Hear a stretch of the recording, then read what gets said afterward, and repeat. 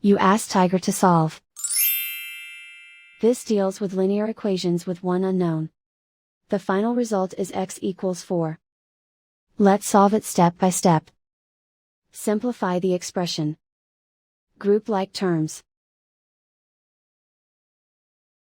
Simplify the arithmetic. Group all constants on the right side of the equation.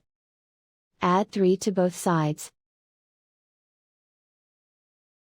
Simplify the arithmetic.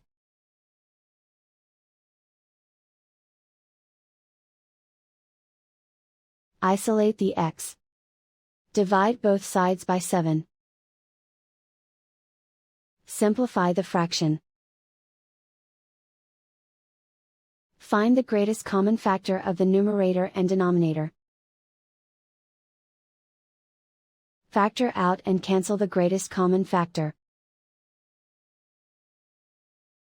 And so the final result is x equals 4.